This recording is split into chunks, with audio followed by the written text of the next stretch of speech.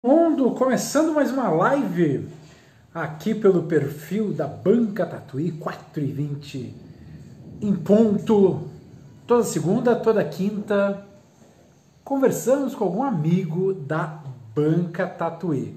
4h20 em ponto, sempre que não tem problema, não é verdade? Porque, veja bem, essa tal de internet é uma loucura, é um delírio, mas ela de vez em quando nos deixa na mão. Hoje a gente vai receber o Yuri Pires. Ele vai falar sobre Velocífero, Brasil em Chamas, é urgente ser paciente, por uma literatura da ambiguidade e o exílio da imaginação. O Yuri, ele é o autor do livro A Pedra, livro que vamos discutir amanhã no Clube Tatuí de Leitura. Pois é, o Clube Tatuí de Leitura, uma vez por mês, se reúne para falar de um livro. E, no meio tempo, enquanto não tem reunião para falar de um livro, a gente tem uma terapia literária, sempre para falar de um conto. Bom, recebi aqui um pedido do Yuri para participar e rezar, torcer. Todo mundo vai mentalizar agora para dar certo esta conexão. Ó, pintou ali. Aê! Fala alguma coisa, Yuri. Olá, tudo bem? Deus. Dá para ouvir? Dá para ouvir, alto e claro. Que alegria. Satisfação em te ver, Yuri. Pois é, nesses tempos de pandemia, tá difícil se ver pessoalmente, mas a gente se vê por aqui. Vamos de Insta, né? Vamos de Insta, vamos de live. Ô, Yuri, antes de mais nada, se você puder fazer a gentileza de explicar o que é esse objeto que tenho em minhas mãos, por favor. Bom, esse romance foi lançado em 2017, né, pela Lote 42, é editado por você, por Cecília e por Tiago, muito bem editado. Fala um pouco a história de uma cidade que se vê às voltas com um surgimento maravilhoso, né, de uma pedra no meio da principal praça, da sua principal praça, e os moradores, né, precisam discutir, na verdade, tentar entender o que é que está acontecendo e o que é que essa pedra significa no final das contas, né? E talvez consigam, né? Ah, e essa capa que você mostrou aí, obra de Gustavo Piqueira, um negócio assim sensacional, sempre muito elogiado.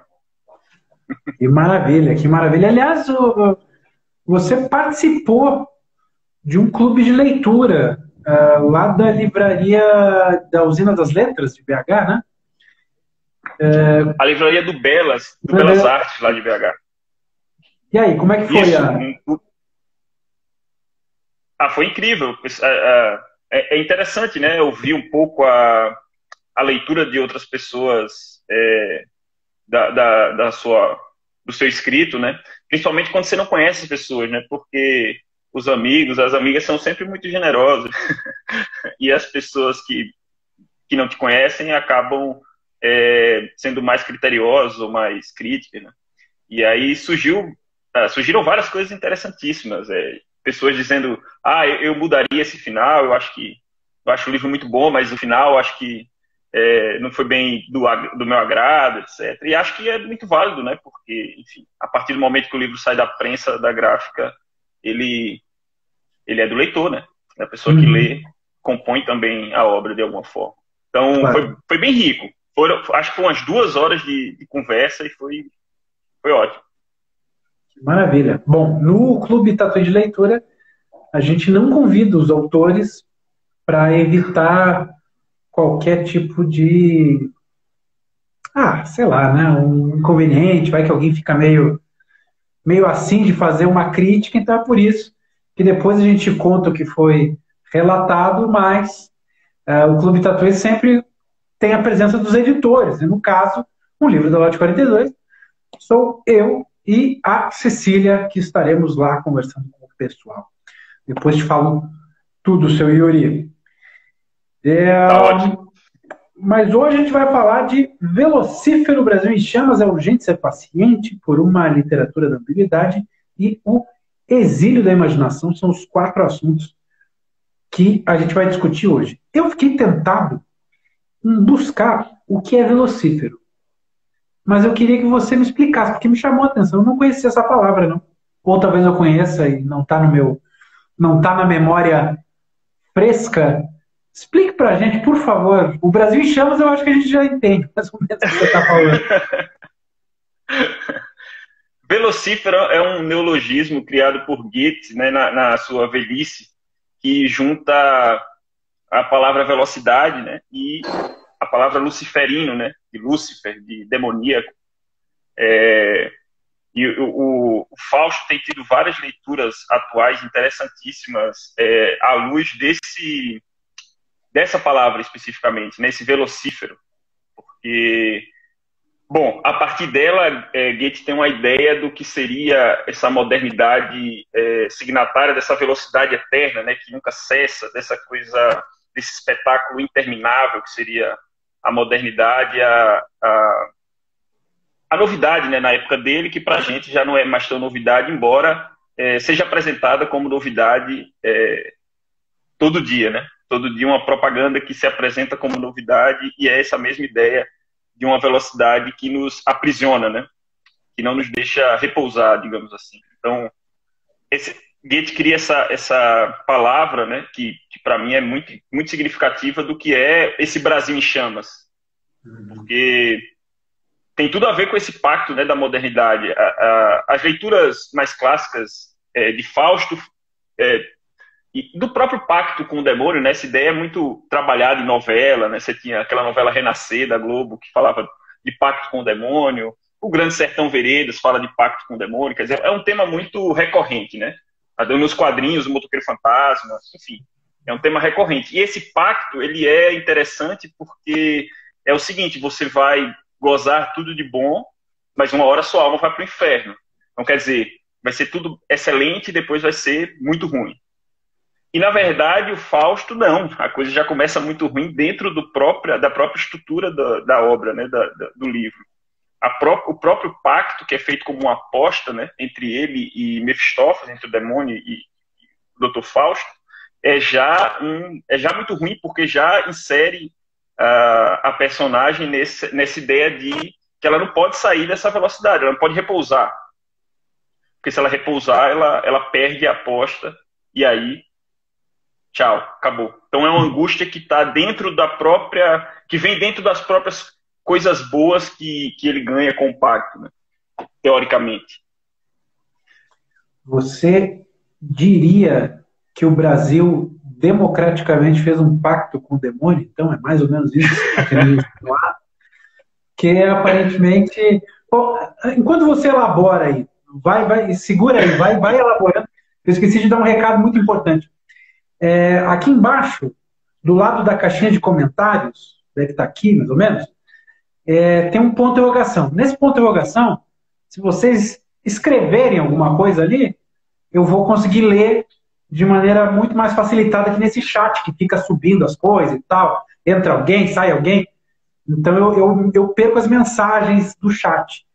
Vocês podem usar ele, claro, à vontade. Mas se quiserem comunicar alguma coisa para o Yuri, então fica aqui o convite, essa ferramenta é a melhor que tem, esse ponto de interrogação, combinado? E aí, Yuri, o Brasil fez um pacto, é isso? Sim, nós fizemos um pacto, infelizmente, mas assim, não somos os únicos, né? Não estamos sozinhos nesse pacto. Esse pacto por exemplo, o nosso padrão de consumo, o nosso modo de produção e reprodução da vida, são pactos que, no caso aqui, do assunto que nós estamos falando, tem a ver com a destruição da natureza, né? E assim, se nós estamos falando do pacto com o nosso demônio atual na presidência da República, os seus críticos de governos internacionais não são menos pactários desse pacto da destruição da natureza. Se a gente pensar, por exemplo, de Macron falando de preservação da Amazônia, as mineradoras que tem na Guiana Francesa, que é 90% coberta por floresta amazônica, e estão lá atuando e atuantes, e ele vai renovar as concessões, já anunciou, né, o Trudeau lá do Canadá, porque o Brasil não preserva suas florestas, e as mineradoras canadenses que estão na Amazônia brasileira, ele não tem nada para falar sobre elas, quer dizer, não vai fazer nada com relação a elas. Então, sim, nós temos digamos assim, um pactário convicto e que quer uma aceleração dessa destruição, mas o mundo inteiro está dentro desse pacto demoníaco, digamos assim, com essa modernidade que é destrutiva, né? A gente fez um pacto de aceleração para chegar em algum lugar que a gente não sabe bem qual é, e vamos todos muito acelerados, mas com a aceleração a gente vai chegar no fim mais rápido, né? E isso talvez a gente não esteja levando em consideração. Então, eu acho que, assim, essa ideia do Brasil em chamas precisa ser mais discutida num sentido mais amplo. E não porque os fazendeiros colocarem fogo para criar mais gado, realmente deve ser denunciado. Mas isso está a serviço de um modo de produção e de um modo de consumo. E todos nós fazemos parte dele. Nós queremos continuar fazendo parte dele. Então, não se trata também de uma coisa individual, né? Não vou fazer mais isso, não vou consumir mais aquilo. Porque isso também não tem muito impacto global, a não ser que seja algo geral, né? Então, é talvez uma ação política, né? Não sei. Manter o nosso atual padrão de consumo e exigir uma repactuação ou torcer para que esse período passe, acaba sendo uma forma de hipocrisia? Ou seja, será que muitas pessoas pedem mudanças, mas não fazem a própria mudança no sentido de consumo e tudo mais? Esse ponto eu sei que ele é importante, ele é delicado, né? Que se as pessoas consumissem de outra forma, se atuassem de outra forma, provavelmente não teríamos a destruição que estamos vendo. Sim, eu não sei exatamente se hipocrisia. Sim, em grande medida é uma hipocrisia, mas talvez uma irreflexão, né? Você não refletir exatamente sobre o que você está fazendo, porque existe a maior religião do mundo, chama-se progresso, né? Então, o progresso é uma religião com adeptos, muito ecumênica, né? Com adeptos por todos os lados. E tudo que é progresso é bom, tudo que nos leva à frente, né? Seja lá onde esse à frente for, é bom e tal, e aí a gente vai fazendo as coisas meio irrefletidamente. Então, eu sou a favor eu sou contra o desmatamento da Amazônia para criação de gado, mas eu faço churrasco todo final de semana. Eu sou contra as mineradoras destruírem a floresta para pegar minério, mas eu tenho 4 televisões em casa.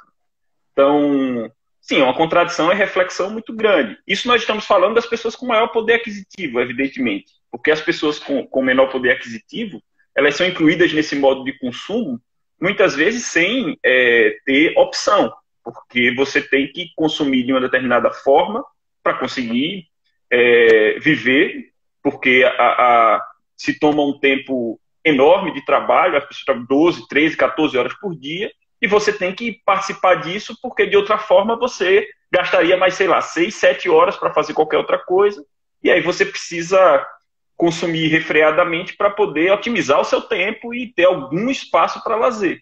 Então, quer dizer, não é uma coisa que se resolva individualmente, na minha opinião. Que alguém possa dizer, mas aí eu vou, então, não faço mais o meu churrasco, não compro mais uma televisão, isso vai resolver o problema. É de fato uma questão de reflexão social, né? De refletirmos juntos, e não individualmente.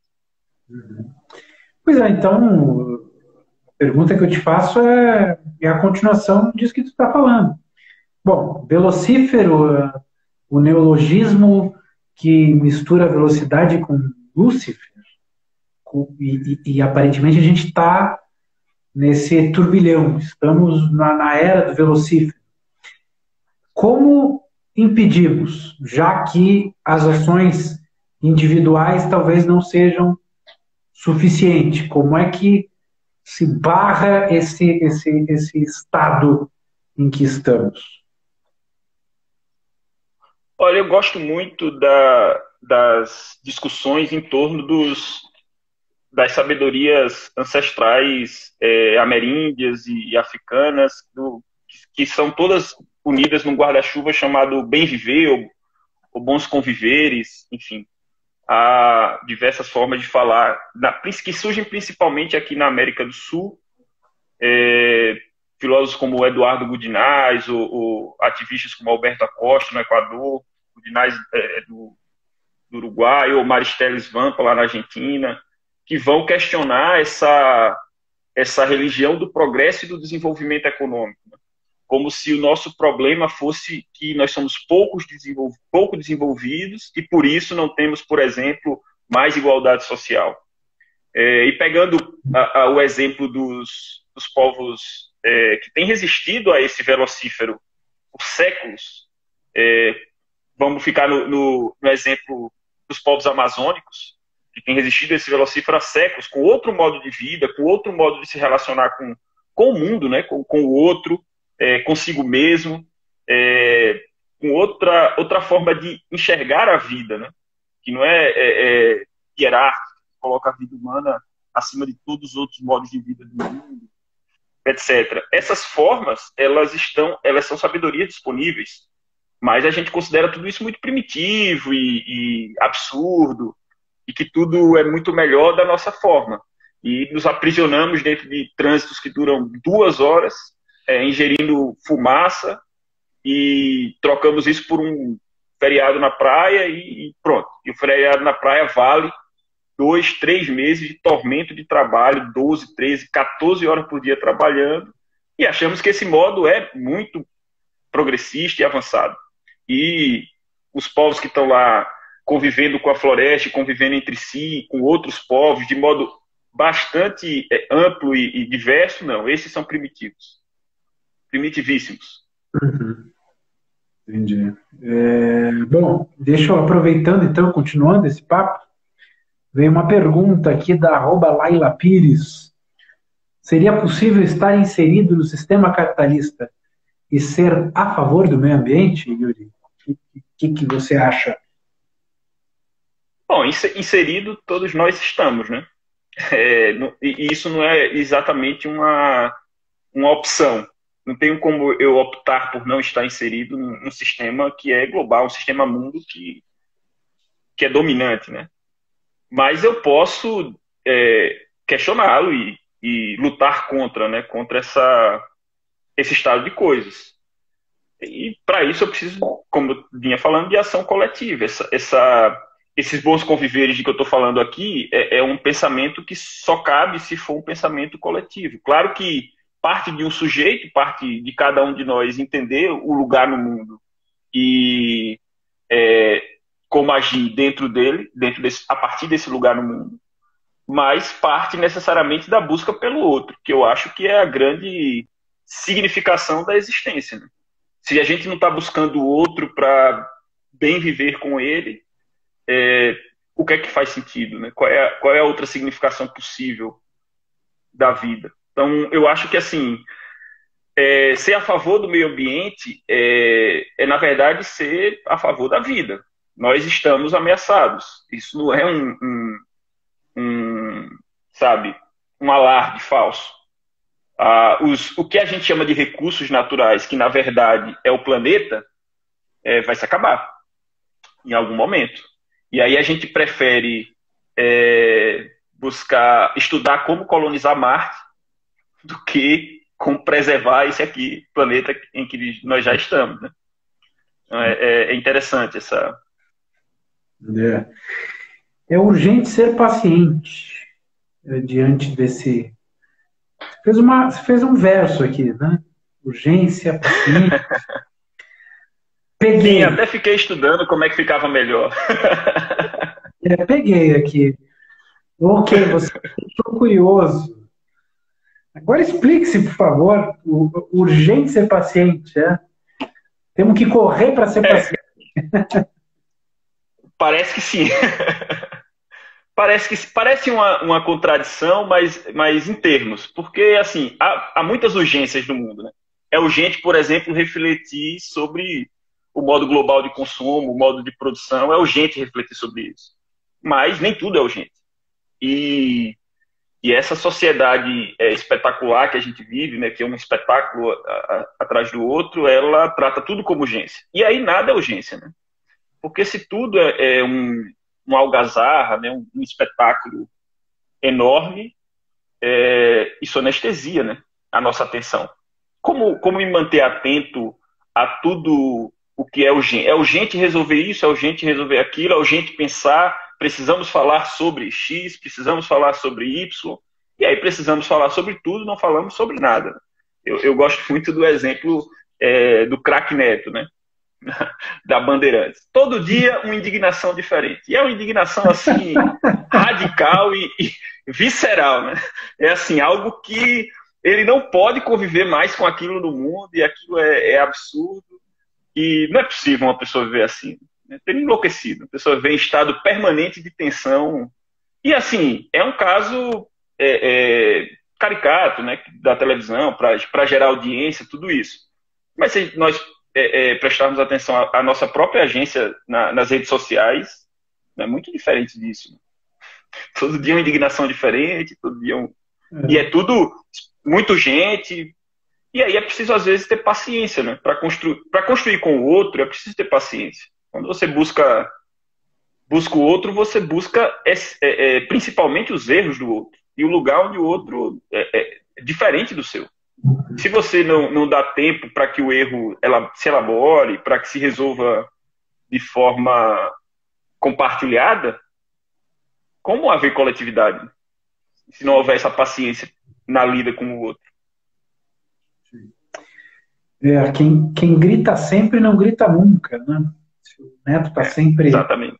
Em estado de tensão pura, quando ele precisar, quando surgir um caso em que ele precise de um destaque, talvez ele não consiga, porque, né, ele estava gritando pela uma coisinha mínima, e aí quando surge uma coisa macro, aí não tem mais recurso. Caso muito...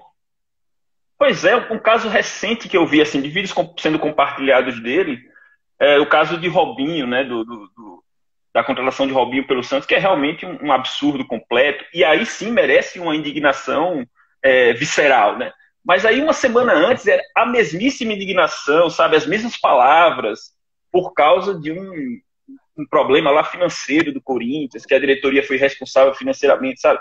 Quer dizer, se equivale ao mesmo absurdo mesmo, assim, tem a ver uma coisa com a outra. E aí parece que é tudo uma encenação, né? É que o estado de urgência, né, o estado de grito chama a atenção. É um recurso, né? Grita e diz, meu Deus! E aí as pessoas reagem.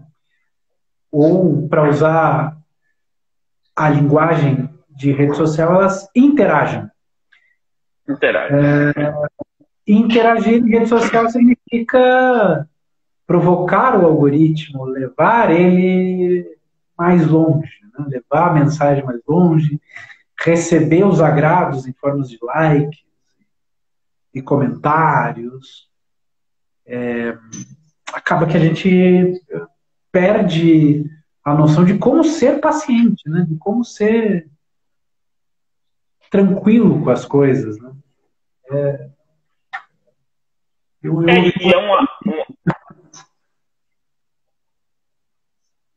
Não ouvi. Não, lamento que a gente tenha chegado nesse estado, né, de não conseguir mais fazer as coisas com calma, respirando antes, né, da reação imediata, pensando, enfim.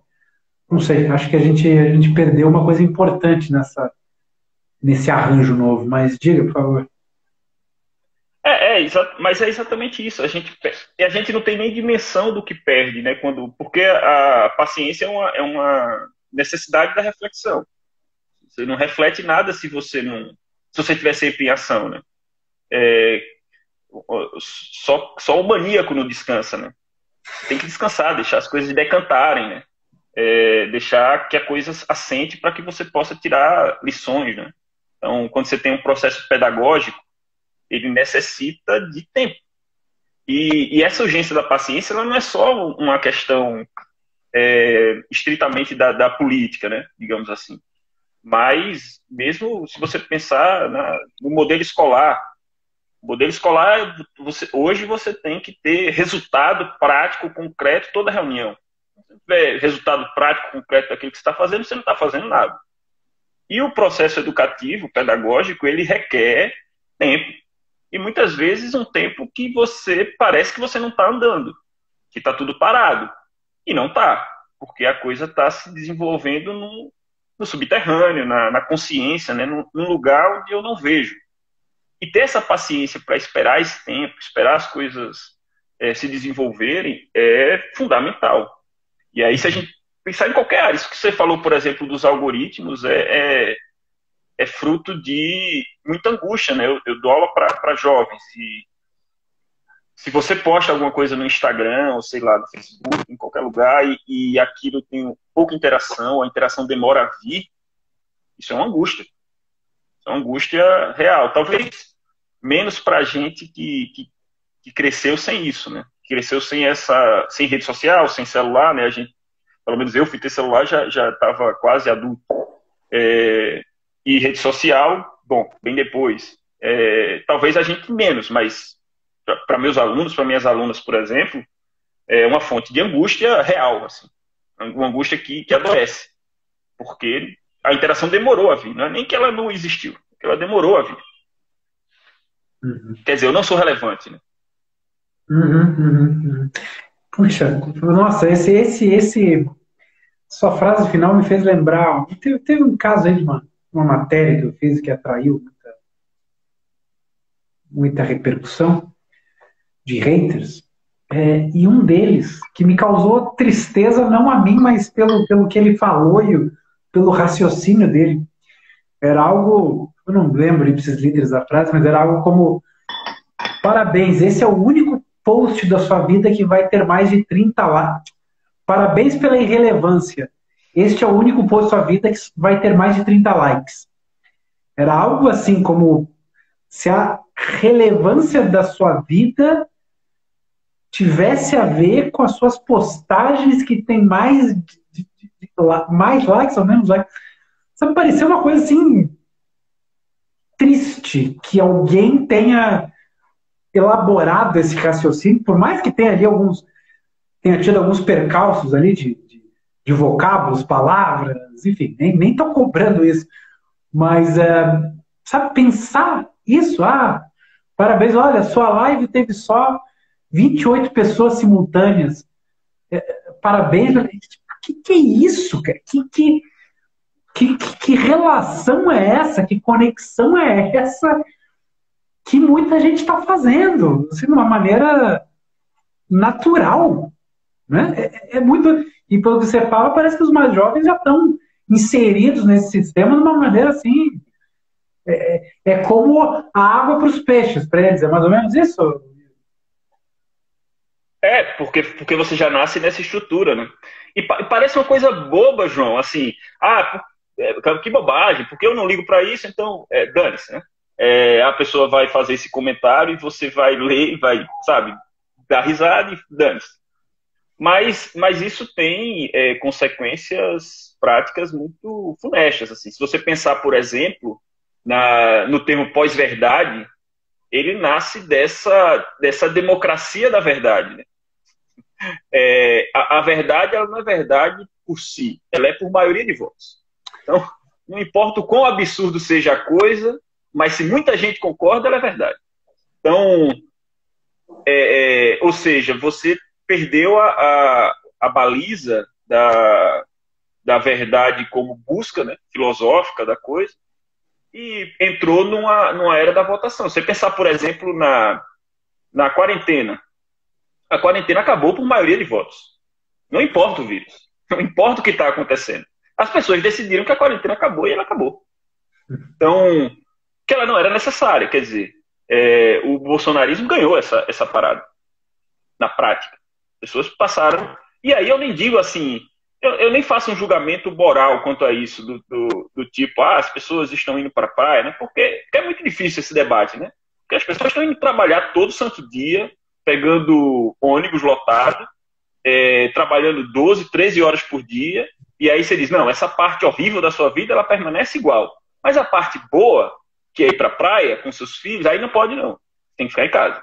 Então, quer dizer, é um debate difícil de enfrentar, né? Então nem estou fazendo essa coisa moral, mas eu digo do próprio cuidado, os cuidados, as pessoas sem máscara na rua e relaxando todos os protocolos, quer dizer, porque, enfim, se ninguém se sente com medo disso, isso não existe. Inclusive chegou aqui um comentário da @lelox. Será que tudo isso contribui para nossas loucuras? Aparentemente sim, né? Aparentemente é isso. Sim. Não, essa falta de paciência vai gerar só mais doideira. Escuta, e aí a gente fala de literatura da ambiguidade. Conectando os assuntos, estamos num momento de pouca ambiguidade, eu diria, que as pessoas não gostam de ambiguidade. As mensagens têm que ser diretas. Falou isso, significa isso. Usou aquilo, usou tal figura de linguagem, para... Não há muito... acho que a gente está num preto no branco, enquanto que a ambiguidade ela é preto e é branco, né? De vez em quando, meio cinza, enfim. Como é que é essa literatura, Yuri? Eu acho difícil um fazer artístico que chape as coisas dessa forma, como você falou, né, de preto no branco. Muito difícil. Fazer artístico que é possível, já foi feito, você reconhece o valor artístico, mas assim, não sei até que ponto isso nos ajuda numa compreensão, numa leitura de mundo. Porque o mundo é bastante ambíguo. Se você tem em consideração que a literatura, que a arte em geral, tem por objeto emissário e destinatário o ser humano, que é esse ser absolutamente ambíguo, você tem que ter uma arte que, de certa forma, expresse essa ambiguidade. Porque você está falando de que são pressupostos, né? Você escreveu e usou essa figura de linguagem ou aquela metáfora, então você é X e você concorda com uma série de coisas que está na cabeça da pessoa que está fazendo essa pressuposição.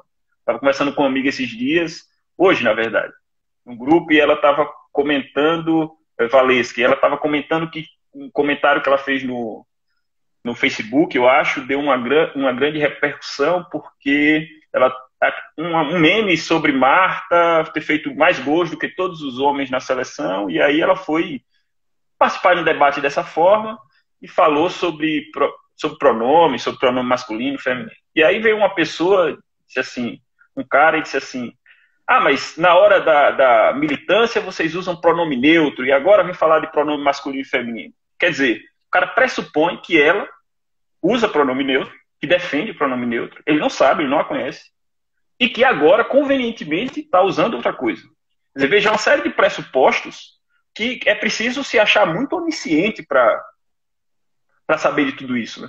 Então, quer dizer, não há espaço para uma leitura ambígua. Né? É possível que não, que ela esteja defendendo outra coisa.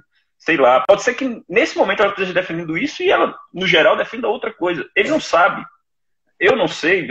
Quer dizer, quem não a conhece não sabe. É preciso ter paciência para conversar com ela para saber essas coisas. Mas aí você vai direto, né? Você tira pressupostos. E aí, se a matéria, se o emissário, se o destinatário da literatura é o ser humano, eu só conheço uma universalidade no ser humano, que é a singularidade. A única coisa universal entre nós é que nós somos seres extremamente singulares. E que os lugares, os meus lugares no mundo, o lugar onde eu nasci, né, a língua que eu falo, tudo isso diz alguma coisa sobre mim, mas não diz tudo. Então, recentemente eu estava conversando com uma amiga e ela disse assim, mas isso... É porque eu não sei como é ser nordestino em São Paulo. Eu disse, mas eu também não sei. Eu sei o que é ser Yuri em São Paulo. Isso eu sei. Como nordestino. Mas assim, o que é ser nordestino? O que é ser nordestino? Então, eu não sei nem o que é ser recifense em São Paulo. Então, eu posso falar da minha experiência singular, não da minha experiência de uma pretensa essência que haveria. Então, e se eu estou falando de lugar geográfico, imagine uma essência humana, né? Então, eu acho que o que é que causa isso, né? Causa uma literatura bastante jornalística, não no sentido, não no bom sentido, né? Mas uma literatura que pretende se aferrar aos fatos, né? Como se esses fatos eles fossem incontestes. Ou como se esses fatos dissessem tudo. E aí você acaba tendo uma visão impessoal. E a visão impessoal ela é absolutamente indiferente às diferenças. E aí se torna uma literatura que não mergulha. Que não mergulha.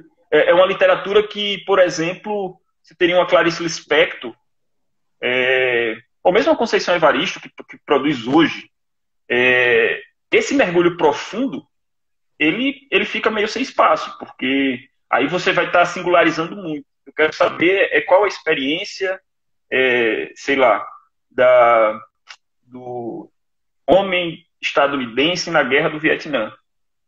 Bom, mas a literatura não pode saber disso. Ela pode saber de uma experiência singular que ela cria. Sim. Não posso tirar daí todas as ideias. Pois é, isso que você está falando, bom, eu tenho vontade de comentar muitas coisas que você falou, mas esse final parece apontar para aquela ideia do autor que faz um personagem ter uma atitude X, uma ação Y, e aí vem o pressuposto de que é um símbolo de todos os personagens, para colocar de uma maneira prática, usando mais ou menos o exemplo que você trouxe aí. Eu estou escrevendo aqui eu, gaúcho, olha só, escrevi uma novela sobre o nordestino em São Paulo e fiz esse nordestino, meu personagem lá, fez um roubo. Aí pode ser que muita gente ache que é uma literatura xenófoba, que estou retratando todos nordestinos, como se todos os nordestinos fossem ladrões, ou, enfim, né? Quando não é assim, né? Na verdade, foi aquele personagem que eu inventei. Em princípio, não estou levantando uma bandeira e dizendo que, olha, nordestino, ó, cuidado, né? Eu acho que talvez esteja faltando essa noção para as pessoas, e aí acaba que esse medo de ser julgado, né, por se atrevendo a criar personagens que você não conhece, ou que você não tem lugar de fala, mas acaba fazendo com que a gente faça uma literatura um pouco dócil, né, um pouco sem muito efeito, que acaba não usando ou não indo além daquele espaço que o autor, a autora se sente confortável para falar. Não sei se estou viajando na maionese, Yuri. Você discorde de mim, viu, Yuri? Pelo amor de Deus. Discorde de mim. Mas é isso mesmo. Eu me lembro, isso que você está falando me lembra muito de uma entrevista de Eduardo Coutinho, que ele falando sobre o lugar do cineasta, né? E ele diz assim, mas agora estão dizendo, isso já é uma entrevista de final de vida, pouco tempo, eles dizem, mas agora estão dizendo que eu não posso ir lá e filmar, sei lá, pessoas que vão ser despejadas de um prédio porque eu tenho uma casa própria, uma casa muito boa, e eu não sei o que é isso. Bom, mas é evidente que eu não sei, e é por isso que eu estou indo lá filmar. Assim, não me interessa filmar a mim. E não me interessa colocar, por exemplo, vou colocar uma câmera na mão do indígena para ele filmar o indígena, para que ele filme outros indígenas, e eu vou colocar uma câmera na minha mão para que eu filme recifenses. E, bom, eu quero que o indígena venha me filmar, que eu vá lá filmá-lo, e que a gente se filme, e que eu vá descobrindo outro a partir dessa dimensão que na literatura é fabular, né? E aí eu posso errar. E é isso que você está dizendo. Mas o autor ele vai se circunscrever a um lugar seguro, né? Para não ser criticado. Bom, mas aí tem duas coisas. A primeira coisa é que a crítica ela tá sempre franqueada, né? E é bom que se critique.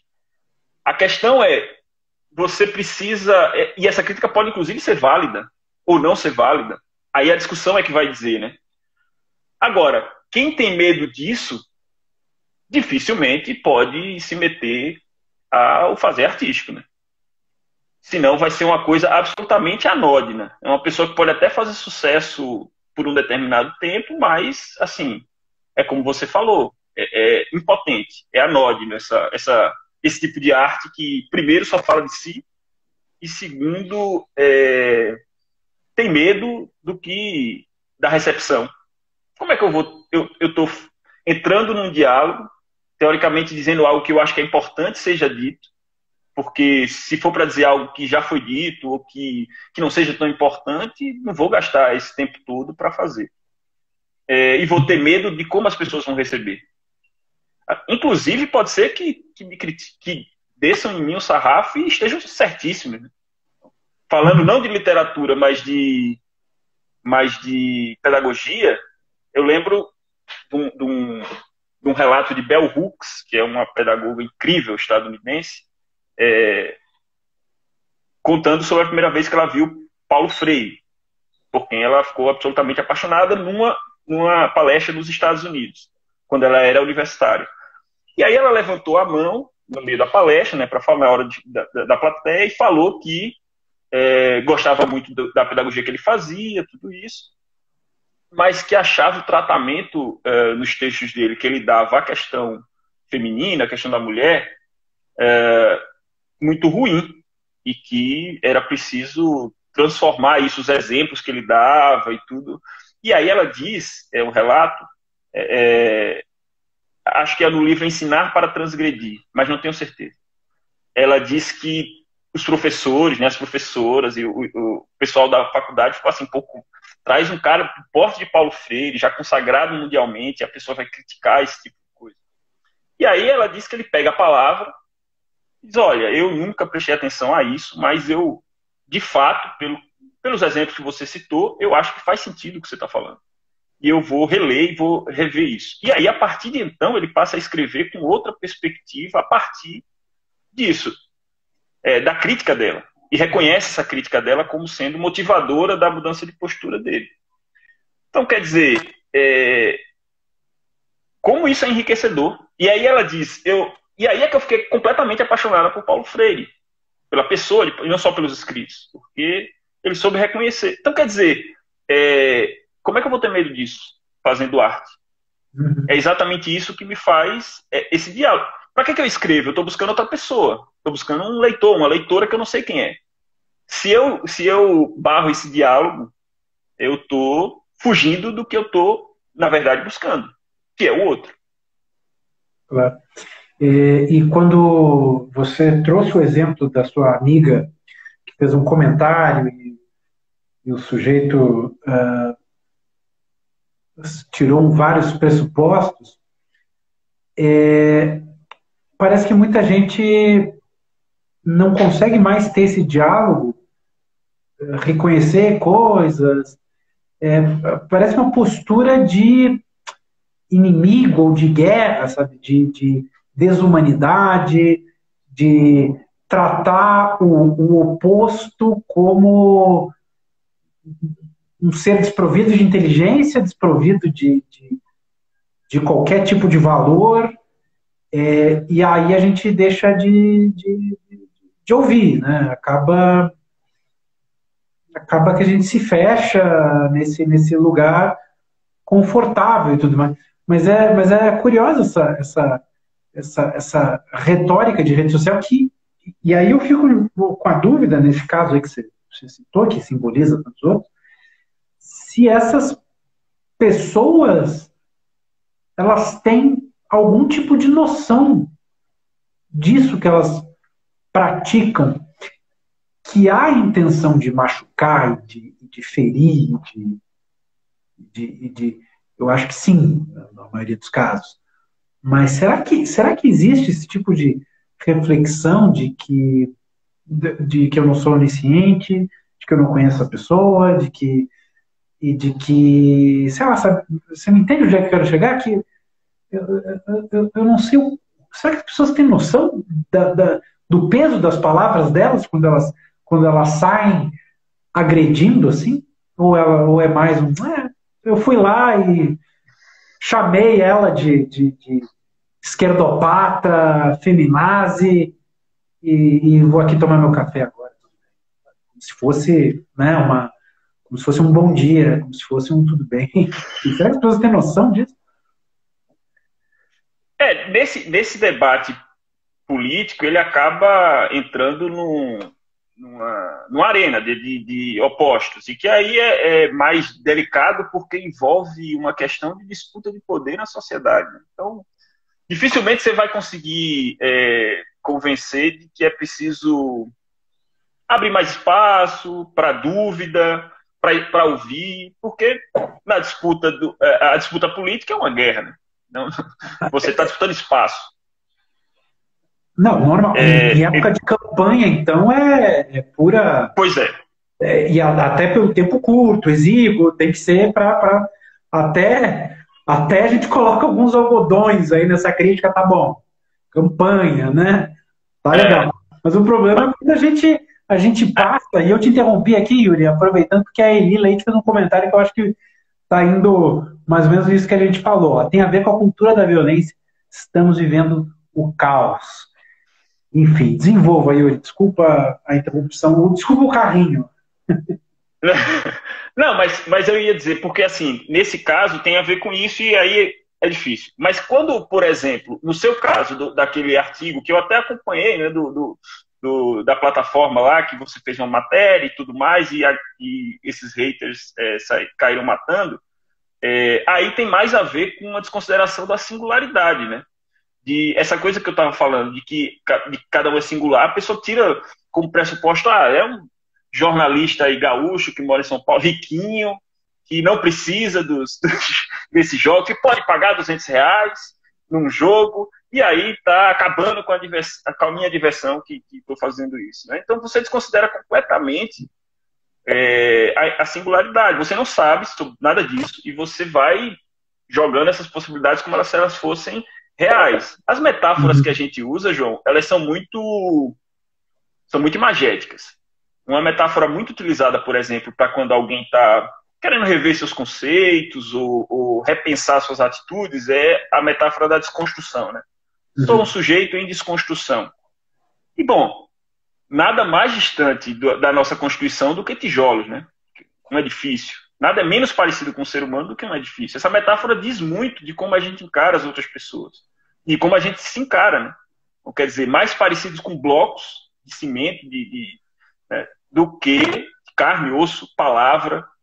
Então, se você encara o outro como um prédio, um edifício, pode jogar pedra, porque não tem muito... não tem muita repercussão. Agora, se você acredita que ali é um sujeito singular, fruto da sua própria história, fruto da sua vida, né, particular, é preciso escutar mais para afirmar coisas assim, por exemplo.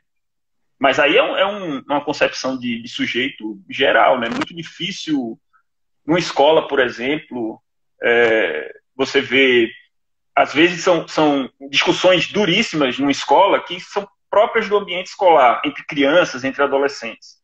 E cada vez mais surge, entre educadores, opções de expulsão, o aluno X falou tal para a aluna Y. Isso é um absurdo, tem que ser expulso. Quer dizer, você abandona a educação daquela pessoa como se tivesse tudo dado, já está tudo dado. Ele é assim, violento. E acabou. E aí você manda, isso é problema de outras pessoas, outros educadores que se virem com isso. E aí você abandona porque você encara tudo como uma construção e desconstrução. É como se fosse um jogo de somar. O sujeito não é um jogo de somar e de diminuir. A gente vai escrevendo uma história e não dá para apagar. O que foi escrito, foi escrito. E a gente pode reescrever, enfim, pode fazer algumas coisas, mas não todas. O que a gente escreve na nossa história não volta.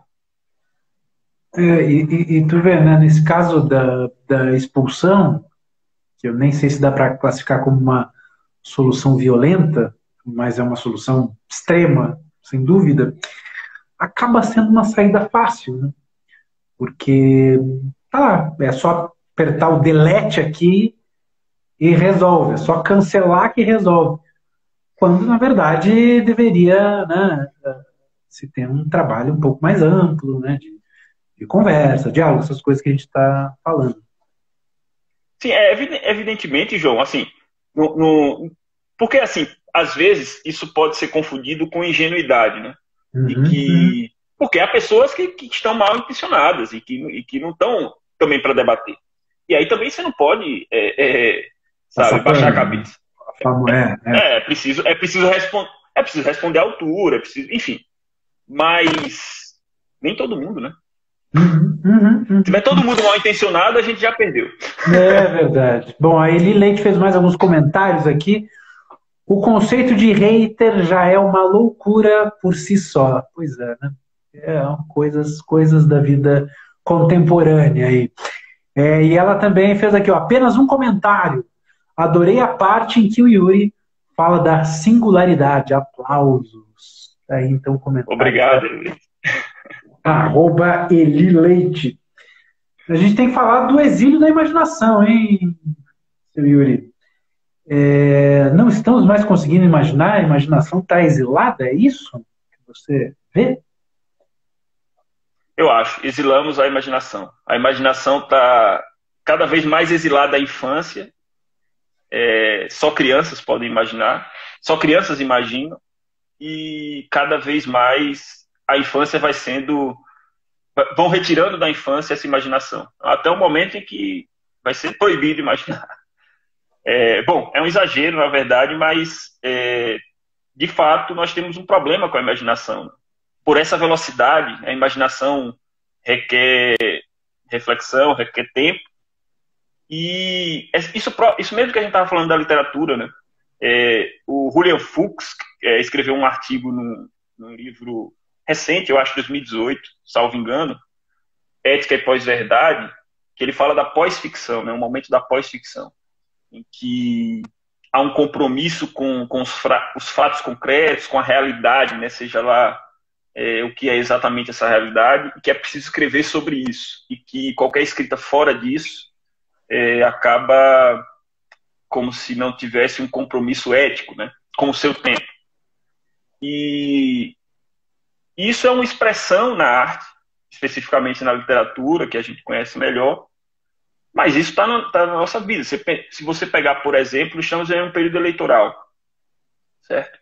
E se a gente pegar, por exemplo, as propagandas eleitorais, é tudo um formato muito quadrado, uma coisa muito óbvia.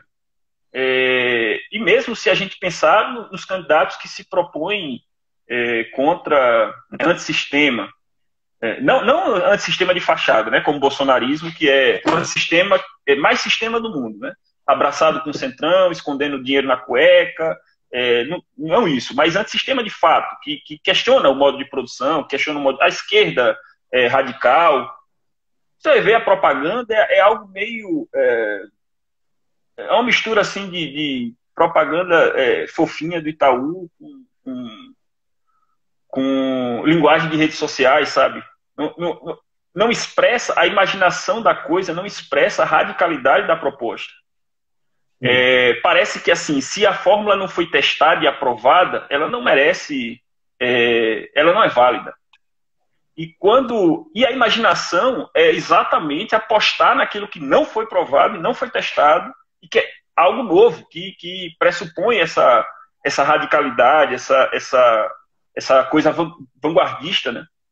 E aí, se você vê na política, na arte, na vida pessoal, quer dizer, cada vez mais jovem, a gente vai entrando numa engrenagem de repetição, de repetir o que os nossos pais fizeram, e de, enfim, ter os empregos que nos disseram para ter e fazer as coisas que nos disseram para fazer, e isso a gente vai exilando a imaginação da nossa vida.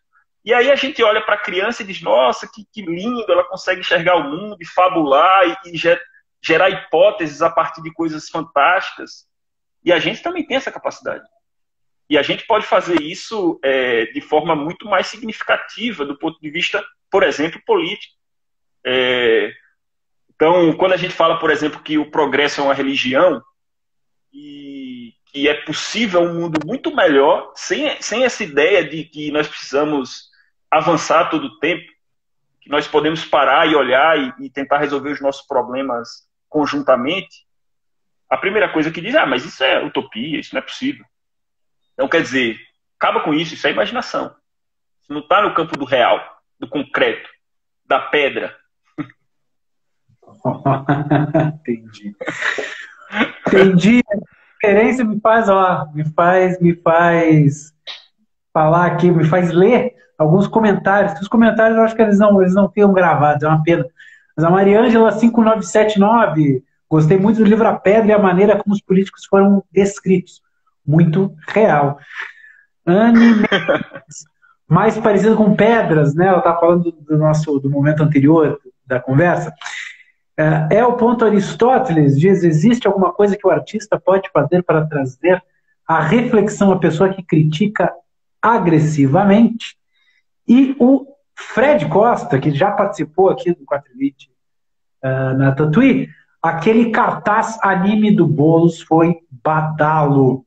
Tá ali a Eli Leite, essa pedra, e tá aí a Eli Leite, agora sim comentando no espacinho aqui do interrogação.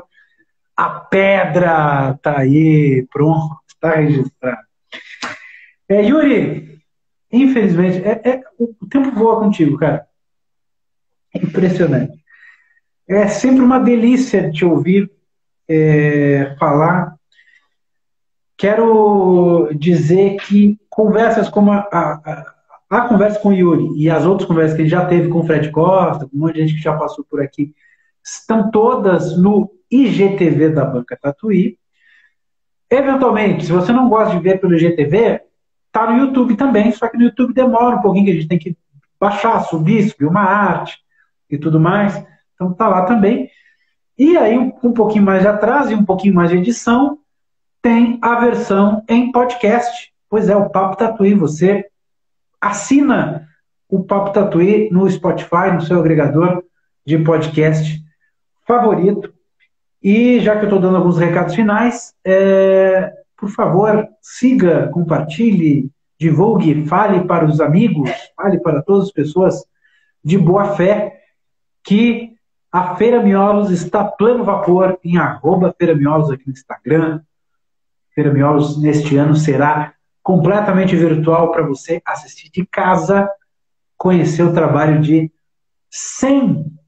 uma centena de editoras independentes, interessantíssimas, de todas as regiões do Brasil e além. Tem gente internacional também nessa festa da arte impressa chamada Feira Miolos.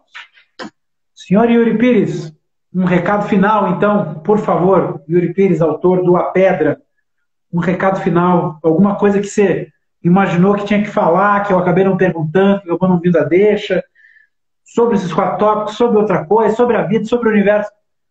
Diga lá, por favor. Na verdade, é sempre muito bom, né, conversar com vocês, João. A gente sempre... O papo sempre estende, né? Eu queria, na verdade, agradecer o convite, agradecer a você, a Lotte, a Sala Tatuí, a banca, né? Todo mundo sempre muito carinhoso comigo. Eu queria agradecer muito você, Cecília, todo mundo que faz...